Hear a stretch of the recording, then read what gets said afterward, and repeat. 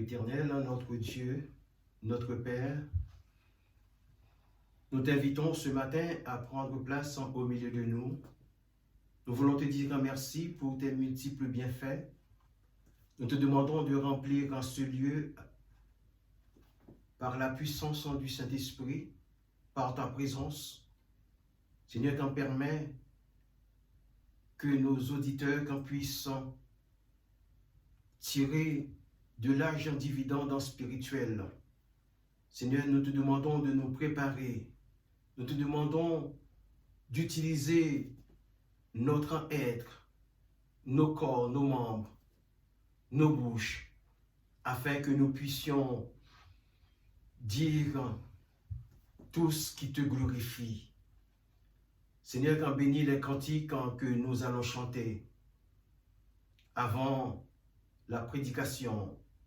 Et nous te demandons, Père, d'inspirer, de m'inspirer, afin que ce que je dise, ce que je dis, ou ce que je dirai, ne soit pas de moi, ne vienne pas de moi, mais uniquement du Saint-Esprit.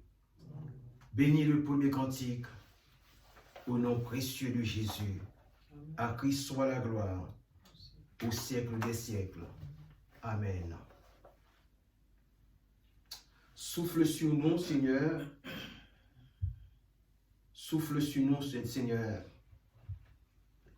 Souffle sur nous, Seigneur. Souffle sur nous. Souffle sur nous, Seigneur. Baptise-nous.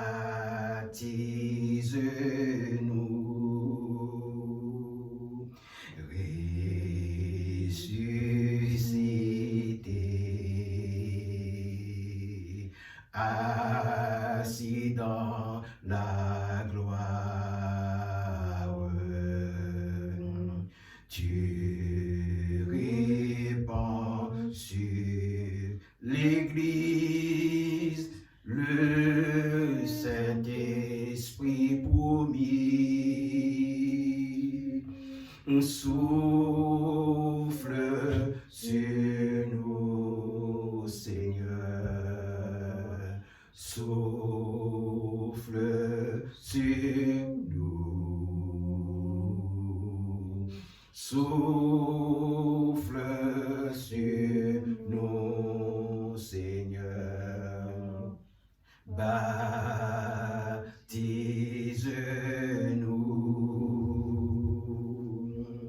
pour tous les tiens, pour ton peuple qui attend. Allume un feu nouveau d'amour et de puissance. Souffle sur nous, Seigneur. Souffle sur nous. Souffle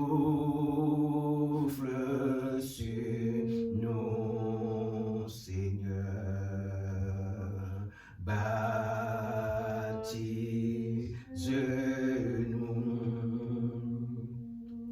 pour le salut de tout un monde qui périt, pour annoncer la vie et parler de la croix.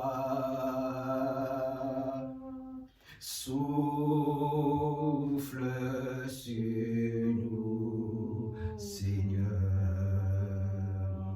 Souffle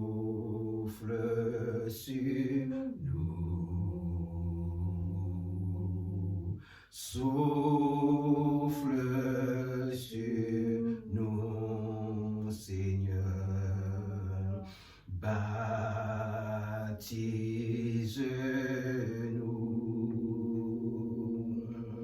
Souffle sur nous, Seigneur, souffle sur nous, souffle sur nous, Seigneur, baptise-nous. Alléluia. Nous chantons un second cantique parce qu'il est saint.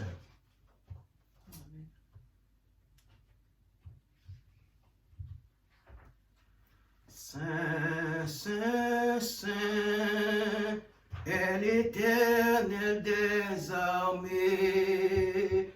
Toute la terre est remplie de sa gloire. Saint, Saint, Saint est l'Éternel des armées. Toute la terre est remplie de sa gloire. L'Éternel se tient sur un trône élevé. Son manteau de gloire remplit sa maison. Et des séraphins ne cessent de prier. Saint, Saint, Saint est l'Éternel des armées. Toute la terre est remplie de sa gloire. Saint, Saint, Saint est l'Éternel des armées. Toute la terre est remplie de sa gloire. Et les fondations tremblent au son de cette voix. Toute la maison se remplit de fumée. Je tombe à genoux, je ne peux que crier. Saint, Saint, Saint est l'Éternel des armées. Toute la terre est remplie de sa gloire. Saint, Saint, Saint est l'Éternel des armées. Toute la terre est remplie de sa gloire.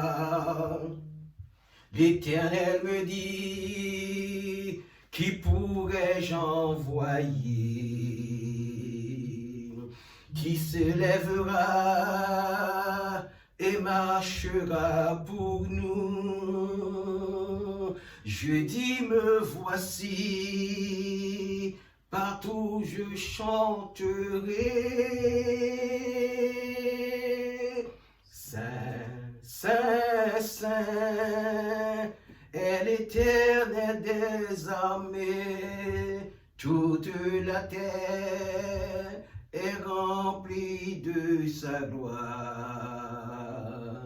Saint, Saint, Saint est l'Éternel des armées. Toute la terre est remplie de sa gloire. Prions ensemble, donnons-lui gloire ce matin. Donnons à Dieu toute la gloire au nom de Jésus. Amen.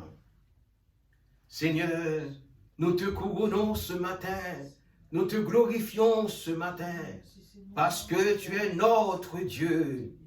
Merci d'ores et déjà, tu remplis ce lieu par ta présence. Seigneur, nous te bénissons. Nous te demandons, Père Saint, de glorifier ton nom dans nos vies. Seigneur, regarde, Seigneur, regarde dans nos vies, Seigneur. Seigneur, ne regarde pas à nos infaillibilités, à nos manquements, mais regarde à la foi, à notre foi, à la foi que nous manifestons pour toi. Seigneur, nous te disons merci pour tes multiples bienfaits. Nous te disons merci parce que tu es victorieux pour nous. Tu nous as rachetés, à un grand prix, celui de donner ta vie. Oui, Seigneur, ce matin, tu es digne d'être loué, tu es digne d'être glorifié. Nous voulons, Seigneur éternel, oui, couronner ton nom ce matin. Nous voulons dire qu'en Jésus, nous te couronnons, nous te donnons toute la gloire qui t'est due. Alléluia, alléluia. Alléluia. Gloire à ton nom, Jésus. Amen. Amen. Nous chantons Hosanna, Hosanna au plus haut des cieux. Quand il entrait à Jérusalem, les gens mettaient des feuilles de palmier tout au long de sa route en criant Hosanna, Hosanna, Hosanna, Hosanna, au plus haut des cieux. Amen. Amen.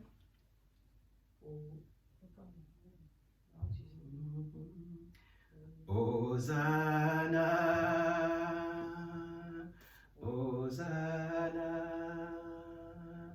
Hosanna, au plus haut des cieux. Ça, je l'ai oublié. Hein? J'ai oublié le ton. C'est la réalité du direct. Ok. Nous célébrons ton nom d'un cœur reconnaissant. Tu es digne, le Seigneur glorieux. Hosanna au plus haut des cieux. Gloire, gloire, gloire à Jésus notre roi. Gloire, gloire, gloire à Jésus notre roi. Nous célébrons ton nom d'un cœur reconnaissant. Tu es le Seigneur glorieux. Hosanna au plus haut des cieux. Amen. Hosanna au plus haut des cieux. Hosanna, Hosanna, Hosanna au plus haut des cieux. Nous célébrons ton nom d'un cœur reconnaissant. Tu es le Seigneur glorieux. Hosanna au plus haut des cieux. Amen. Ok, nous chantons un autre cantique. Ça, il n'y avait pas de répétition pour reprendre parce que ça arrive que quelquefois nous oublions la tonalité, les airs, quelques airs. Mais ce sont des choses qui arrivent. Ça, c'est la réalité du direct. Nous chantons que l'esprit de vérité Maintenant, après, nous allons prier pour que Dieu nous vienne en aide. Que l'esprit de vérité vienne sur nous maintenant, pour que nous puissions te ressembler et savoir prier.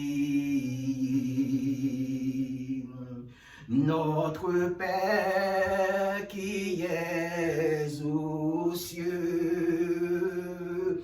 que ton nom soit sanctifié, que ton règne vienne. Amen.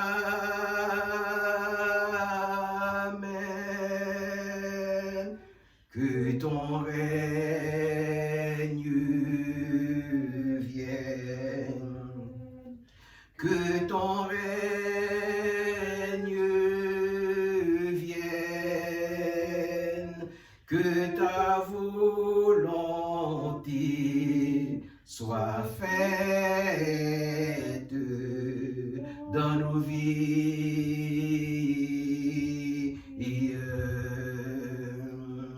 Notre Père qui es aux cieux, que ton nom soit sanctifié. Donne-nous aujourd'hui le pain qui nous nourrit. Oh, pardonne-nous.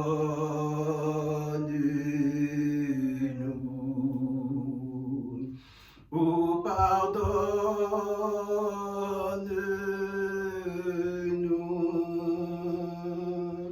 Et à ceux qui nous offensent, nous pardonnons.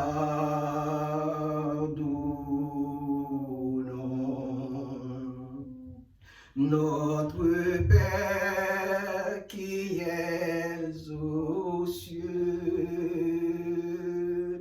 que ton nom soit sanctifié. Délivre-nous du mal.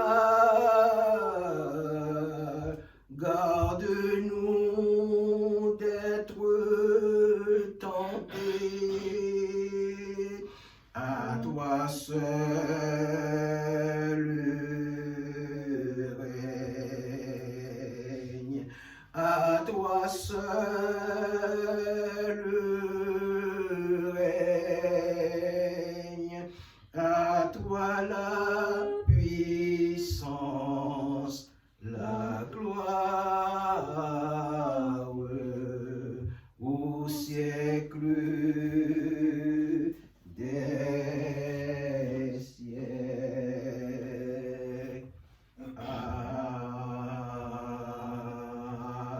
Amen. Nous allons écouter la parole de Dieu. Je vous demande d'ouvrir dans votre Bible dans Matthieu chapitre 24, où nous lirons les versets à partir du verset 3 au verset 9 ou plus. Matthieu chapitre 24, à partir du verset 3. Éternel notre Dieu, je veux te glorifier ce matin. Je veux te dire merci pour tes multiples bienfaits. Seigneur, quand je suis un homme comme tous les autres, mais tu as jeté ta grâce sur nous. Tu as libéré ton ta puissance de guérison sur nous, ta puissance de bénédiction. Tu as tout libéré pour nous. Seigneur, quand ce matin, nous voulons te dire merci pour tout ce que tu fais dans nos vies. Amen. Seigneur, que ton nom soit béni. Matthieu chapitre 24, nous commençons à partir du verset 3.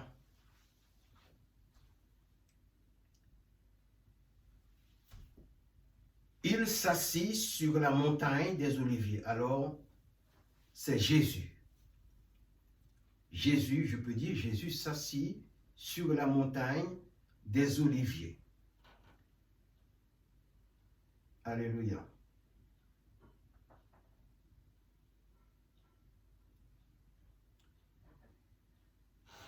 Et les disciples vinrent en particulier lui faire cette question.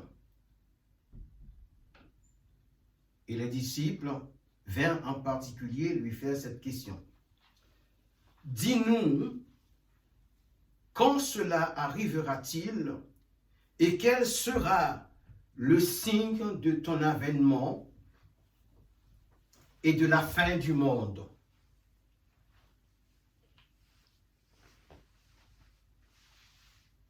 Jésus leur répondit, prenez garde que personne ne vous séduise, car quand plusieurs viendront sous mon nom, en disant, c'est moi qui suis le Christ. Et ils séduiront beaucoup de gens. Nous arrivons au verset 6. Vous entendrez parler de guerre et de bruit de guerre. Gardez-vous d'être troublés, car il faut que ces choses arrivent, mais ce ne sera pas encore la fin. Verset 7. Une nation s'élèvera contre une nation, et un royaume contre un royaume, et il y aura en divers lieux des famines et des tremblements de terre. Verset 8. Tout cela ne sera que le commencement des douleurs. Verset 9. Alors, on vous livrera au tourment et l'on vous fera mourir et vous serez haïs de toutes les nations à cause de mon nom. Verset 10.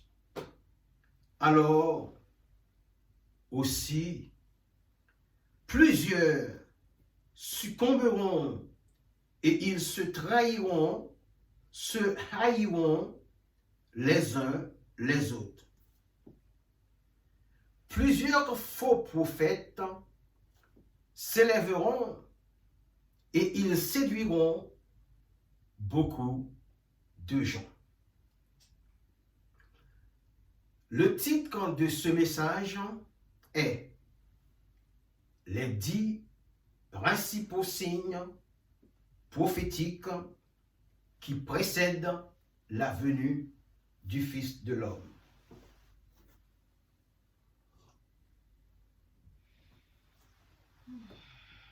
Nous commençons avec le premier signe. Le thème est les 10 principaux signes qui précèdent la venue du Fils de l'homme. Premièrement, nous avons la renaissance de l'Empire romain. Premièrement. Deuxièmement, nous avons la renaissance d'Israël. Ne vous inquiétez pas, je vais les détailler pour vous, je vais vous les expliquer. Troisièmement, l'établissement d'un gouvernement mondial unique. Quatrièmement, la reconstruction de Babylone et sa destruction. Cinquièmement, une épidémie mondiale de maladies. Sixièmement, la reconstruction du troisième temple, celui de Jérusalem. Septièmement, la technologie qui facilitera la marque du système de la bête. Huitièmement, la préparation de la bataille d'Armageddon. Neuvièmement, tremblement de terre et famine mondiale. Enfin, dixièmement, l'apparition des faux prophètes et faux messies. Nous allons commencer par dépeindre la renaissance de l'Empire romain. Jésus est le prophète de l'Ancien Testament. Jésus et les prophètes de l'Ancien Testament ont prophétisé sur la fin des temps. En outre, ceux de la période de l'Ancien Testament ont prophétisé sur la naissance de Jésus. Et ces prophéties sont accomplies sous Hérode Ier ou Hérode le Grand, qui fit mettre à mort des enfants de Bethléem. Selon Matthieu, chapitre 2, verset 16. En examinant les principaux points des prophéties, nous ne pouvons pas ignorer Daniel dans l'interprétation de la statue que Nabuchodonosor a vue dans son songe.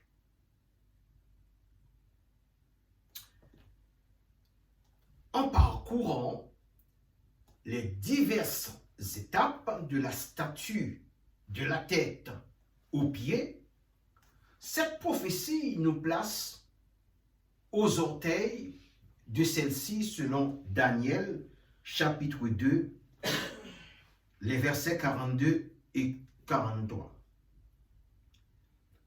Et comme les doigts des pieds, les orteils, étaient en partie de fer et en partie d'argile, ce royaume sera en partie fort et en partie fragile. Tu as vu le fer mêlé avec l'argile parce qu'ils se mêleront par des alliances humaines. Mais ils ne seront point unis l'un à l'autre, de même que le fer ne s'allie point avec l'argile. Alors, Daniel a vu juste, il a vu juste, plus loin encore et encore, ce que ne pouvaient pas voir les magiciens, les astrologues, les enchanteurs, mais lui, il l'a vu. Dieu cache les choses saintes aux sages, mais il les révèle à ses enfants. D'où les choses en cachées sont à Dieu, mais les choses en révélées sont à nous et à nos enfants à perpétuité, selon Deutéronome, chapitre 29 et verset 29. Les orteils de la statue de Daniel parlent de 10 rois de la renaissance de l'Empire romain.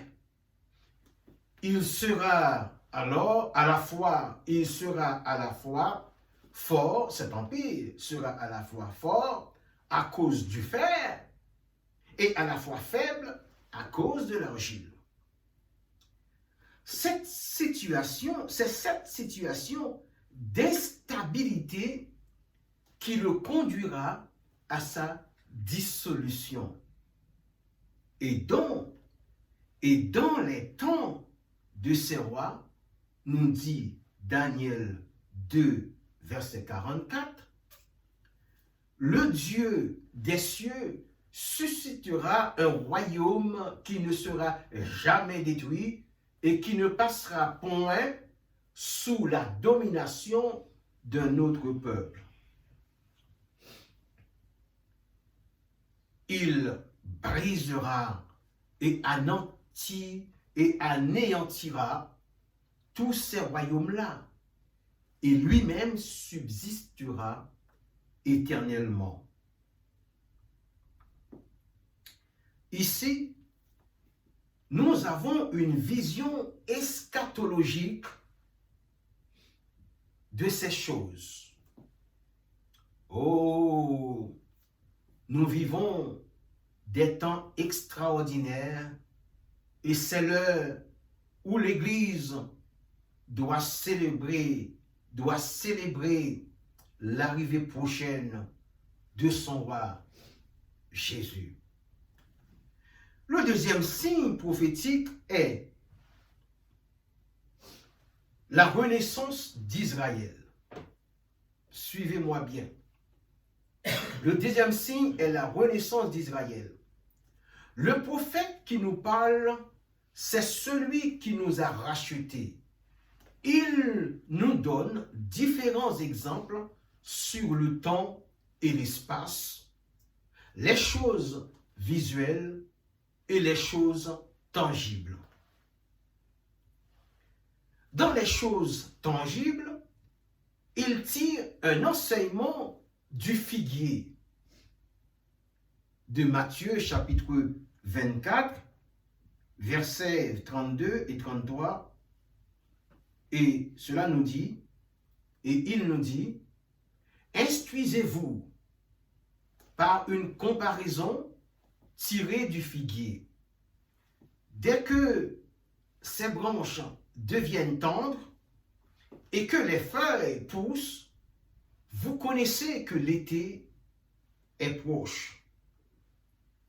De même, quand vous verrez toutes ces choses, sachez que le Fils de l'homme est proche à la porte. C'est une prophétie qui a une longue portée. Par conséquent, l'accent est mis sur les signes qui annonceront la seconde venue du Christ. La génération qui aura vu ces choses comprendra que Jésus est à la porte. Je vous le dis en vérité, cette génération ne passera point que tout cela n'arrive. Ce figuier en question symbolise littéralement Israël. Voilà ce qui est dit dans Ézéchiel chapitre 37, verset 1er. Ce prophète devait prophétiser sur ses ossements afin qu'ils reprennent vie, par qu'en cela, Israël allait renaître physiquement puis spirituellement. Pourquoi cela? Avant le 15 mai 1948, Israël n'était pas encore une nation légitime, possédant une souveraineté. C'est ainsi qu'Ésaïe, au 8e verset du 66e chapitre de son livre, avait parlé en faveur d'Israël en se posant la question: qui a jamais entendu pareille chose? Qui a jamais vu rien de semblable? Un pays peut-il naître en un jour? Une nation est-elle enfantée d'un seul coup? À peine en travail, Sion a enfanté ses fils, d'où la renaissance physique d'Israël le 15 mai 1948. Les versets 9 et 10 du chapitre 3 de Sophonie viennent solidifier cette renaissance en physique avec une renaissance en spirituelle pour la suite des bénédictions d'Israël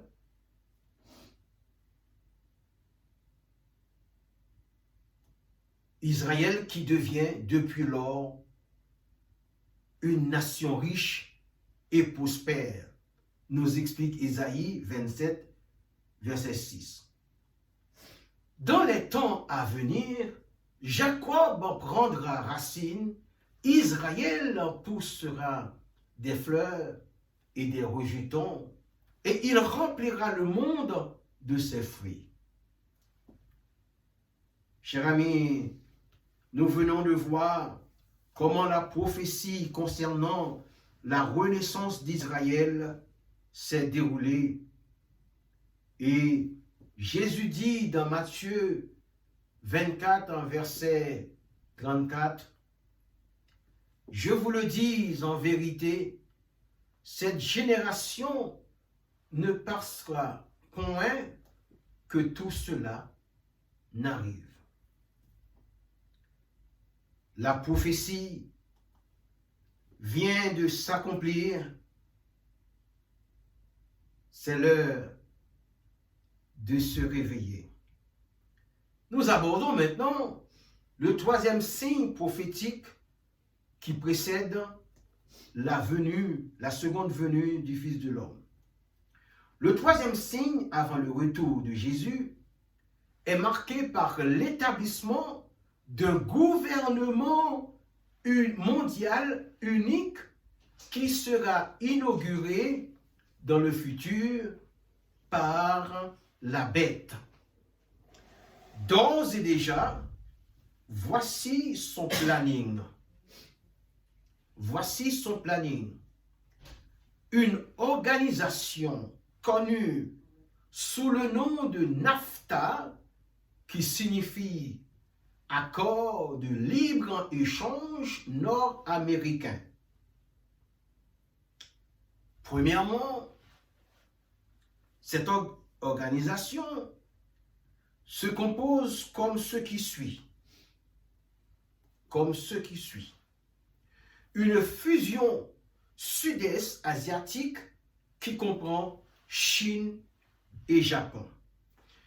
Deuxièmement, une fusion européenne qui regroupe Afrique, Moyen-Orient et la communauté européenne. Troisièmement, une fusion Amérique du Nord qui prend en charge l'Amérique centrale et l'Amérique du Sud. Mes amis, ces trois fusions régies par NAFTA sont la forme future d'un gouvernement mondial sous l'autorité de l'homme du péché, l'Antichrist. Dans l'Apocalypse 113, versets 16 et 17, il nous est dit les choses suivantes. et la bête fit que tous petits et grands, riches et pauvres, libres et esclaves, reçussent une marque sur leur main droite ou sur leur front, et que personne ne put acheter ni vendre sans avoir la marque, le nom de la bête ou le nom de son nom. Il est temps de se réveiller. C'est à ce moment ultime que nous perdrons nos identités.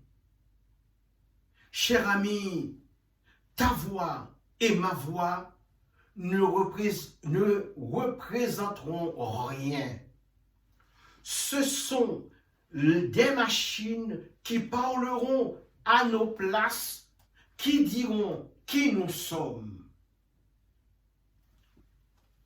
Elles le diront juste après qu'on aura posé la main droite sur un emplacement réservé à cet effet. Moi, je pose ma main droite sur la chair.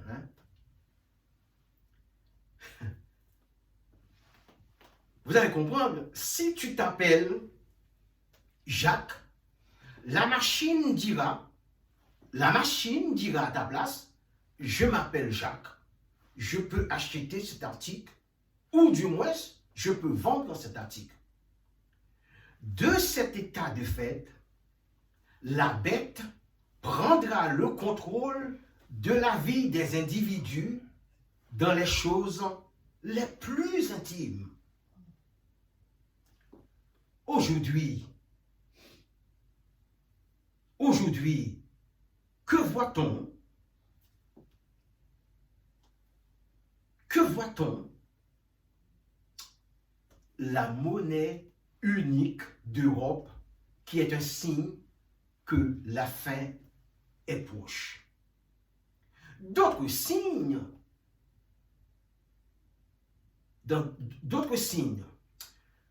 vous êtes assis confortablement devant votre ordinateur et vous pensez être le seul à savoir ce que vous faites.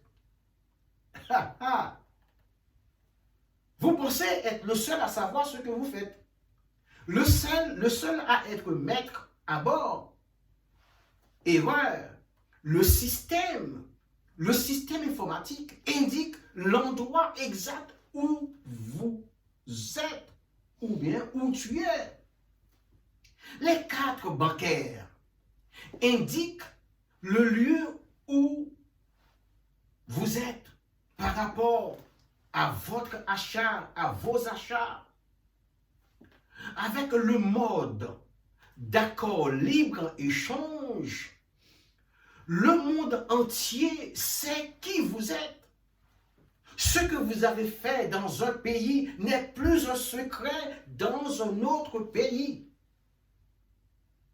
La technologie digitale se développe de plus en plus et la bête commence à prendre le contrôle officieusement des vies humaines par la technologie biométrique. Il est temps de se réveiller, nous vivons un temps extraordinaire. Alléluia. Nous vivons une extraordinaire période. Mes amis, il est temps de se réveiller. Nous abordons maintenant le 4e signe prophétique. Le 4e signe qui marque le retour du Christ est la reconstruction de Babylone et sa destruction selon Ésaïe chapitre 13 verset 19. Savez-vous quel pays est Babylone? Vous allez me comprendre tout à l'heure. Et Babylone, l'ornement des royaumes, la fière parure des Chaldéens, sera comme Sodome et Gomorrhe que Dieu détruisit. cher ami, il y a 3 décennies, jusqu'en 2003, que l'ancien maître d'Irak a fait reconstruire l'ancien site de Babel ou Babylone afin de se rattacher à son passé antique. L'ancien maître d'Irak prétendait succéder à Nabuchodonosor, mais hélas, nous connaissons les suites. Il fut mis à mort et son pays est devenu un ancien champ de bataille pour certains et une ruine pour d'autres. Et pourtant, la reconstruction de ce site se chiffrait en plusieurs milliards de dollars. Et j'en passe. Nous abordons maintenant le 5e signe prophétique annonçant la venue du Fils de l'homme. Le 5e signe prophétique que nous voyons aujourd'hui se traduit par une épidémie mondiale de maladies du sang, qui est le sida, et de maladies respiratoires, qui est la COVID-19. Aujourd'hui, nous regardons s'approcher les fléaux devant lesquels nous sommes impuissants.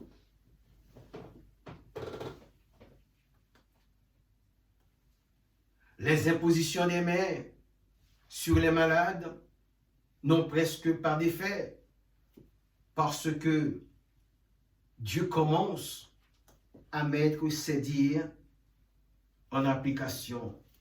Alléluia.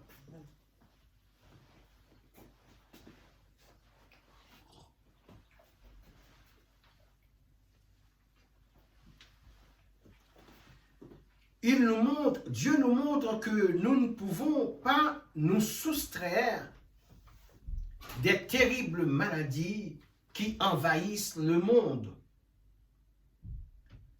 En réalité, Dieu a condamné l'amour sous une certaine forme, de sorte que nous puissions prendre conscience qu'il est celui qui ferme et qui ouvre. La présence des maladies incurables est le signe que Christ est à la porte. Dieu a parlé par la bouche du prophète Ézéchiel en disant « 1/3 de tes habitants mourra de la peste et sera consumé par la famine au milieu de toi. 1/3 tombera par l'épée autour de toi, et j'en disperserai 1/3 à tous les vents, et je tirerai l'épée derrière eux. » Ézéchiel chapitre 5 verset 12 et Apocalypse chapitre 6 verset 8. C'est que la peste, qu'est-ce que la peste? Ce sont toutes les formes des maladies pour lesquelles il n'y a point de remède. Et ceci est confirmé en Apocalypse 6, verset 8, après que l'Église aura été enlevée de la terre. Les signes sont irréfutables. C'est l'heure de se réveiller, car nous vivons un temps extraordinaire. Nous arrivons maintenant au 6e signe prophétique. La reconstruction du temple sera le signe incontestable selon Matthieu chapitre 24, verset 15. C'est pourquoi, lorsque vous verrez l'abomination de la désolation dont a parlé le prophète Daniel, établi en lieu saint, et que celui qui lit fasse attention. Nous abordons maintenant le 7e signe prophétique qui précède l'arrivée, la seconde venue du Christ. Le 7e signe sera la technologie qui facilitera la marque du système de la bête. Et les signes annonciateurs de la bataille d'Armageddon sont ceux qui suivent. Les impératifs de la marque de la bête, ou 666, par consentement ou par la force. Alléluia.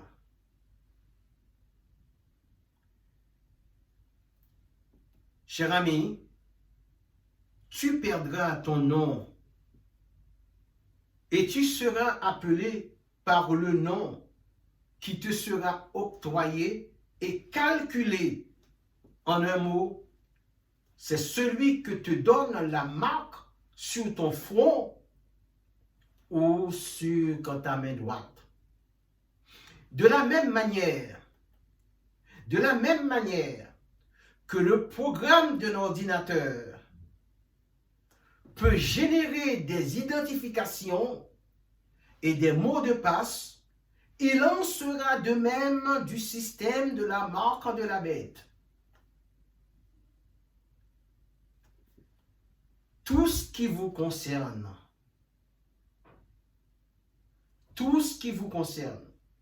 sera lu, comme les codes barres des supermarchés et des cartes à puce. Enfin, tout ce qui fait partie de la nouvelle technologie. C'est l'heure de se réveiller du sommeil de la technologie.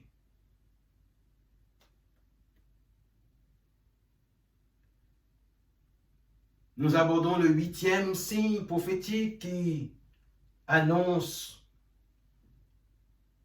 la venue du Fils de l'homme. Le 8e signe prophétique est la préparation de la bataille d'Armageddon, signalée en Apocalypse 16, verset 12.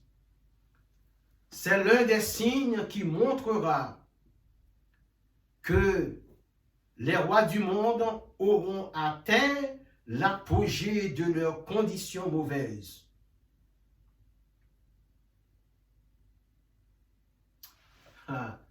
Très important. En se retrouvant dans la vallée d'Armageddon avec l'Antichrist, ils viendront par le passage qui se fera dans le lit du fleuve de l'Euphrate qui sera alors séché. Les armées qui s'y rencontreront formeront les 4 points cardinaux, une coalition de l'Est composée de Chine, Japon, Inde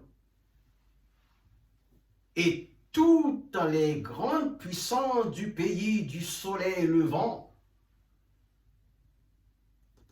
Une autre coalition de l'Ouest composée des grandes puissances européennes et outre-Atlantique, y compris les puissances des pays nordiques et sudistes, pour pour les rois de l'Est, il y aura plus de 200 millions d'hommes, car en Chine, il y aura une forte quantité de jeunes hommes qui ne trouveront pas de femmes pour se marier.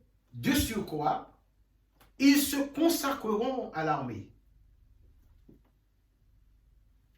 Pourquoi ne trouveront-ils plus de femmes? C'est là la question. C'est là que le bas blesse. Actuellement et obligatoirement, les naissances sont limitées à 3 enfants, dont une fille ou pas de fille du tout. Ce qui fait que lorsque Chinois s'aperçoit qu'il va avoir une fille, il est tellement désespéré. Il est tellement désespéré qu'il est prêt à tout pour s'en débarrasser à cause de certains commandements légaux. Nous arrivons maintenant au 9e signe prophétique. Le 9e signe prophétique parle des tremblements de terre et famine mondiale. En voici les signes. Actuellement, un grand nombre de pays sont dans le manque suite à des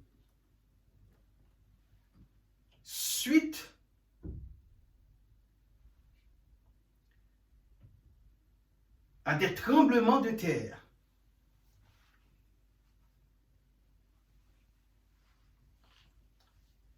Suite à des tremblements de terre qui sont plus puissants les uns que les autres. La peste, la maladie, comme la malaria, tue beaucoup de gens. De sorte que lorsque vous voyagez, on vous demande votre destination pour la vaccination adéquate à titre préventif. Apocalypse 16, verset 18, nous parle de ces terribles fléaux qui s'abattront sur la terre. Quoique nous ressentions déjà les secousses spirituelles, m'en parlons, dans les événements actuels. Il y eut des éclairs, des voix, des tonnerres et un grand tremblement de terre, tel qu'il n'y avait jamais eu depuis que l'homme est sur la terre. Maintenant, nous abordons le dernier signe prophétique qui annonce la venue du Fils de l'homme. C'est donc l'apparition des faux prophètes et des faux messies. L'apparition des faux prophètes se voit déjà dans sa forme future par la tragédie de Waco ou de Vaco. Les Davidiens, avec Vernon Wayne Howell pour leur Messie, et l'ordre du temple solaire, dont les principaux faux prophètes furent Joseph Léonce Dimambo et Luc Jouet. Tous ces 2 grands groupes sont passés par le suicide collectif, sans compter les groupes de protestants de nom. Matthieu 24, verset 15. Car il se lèvera de faux Christ, de faux prophètes, ils feront de grands prodiges et des miracles, au point de séduire, quand s'il était possible, même les élus. Même les élus. Chers amis, il faut comprendre que les sectes ne profitent qu'à une seule personne, à leur gourou respectif, qui se font remplir les poches par des pauvres innocents. Ils s'enrichissent bien évidemment sur le nom de Jésus. Leur fin sera remarquablement attestée par leur mauvais enrichissement. Ils ont ainsi détourné la vérité, tordu le sens des Saintes Écritures, en l'interprétant de la manière qui sert le mieux leurs intérêts. 2 Corinthiens chapitre 8, verset 9. Car vous connaissez la grâce de notre Seigneur Jésus-Christ, qui, pour vous, s'est fait pauvre, de riche qu'il était, afin que par sa pauvreté, vous fussiez enrichis. Mais nombreux sont ceux qui se servent déraisonnablement de ces biens sociaux. Il ne faut pas confondre ceci avec la position des saints qui prélèvent honnêtement une part des biens matériels et sans exagération, parce qu'ils sont comme les Lévites. Mais oui, les serviteurs de Dieu authentiques sont comme les Lévites. Ils sont consacrés au service. Par conséquent, ils doivent en vivre équitablement dans la mesure où leur congrégation le leur permet. 1 Corinthiens chapitre 9, verset 13, 14. Soyez dans la lumière, enfants de Dieu, en sondant constamment les Écritures pour voir si ce qu'on vous dit est exact, selon Actes des Apôtres, chapitre 17, verset 11.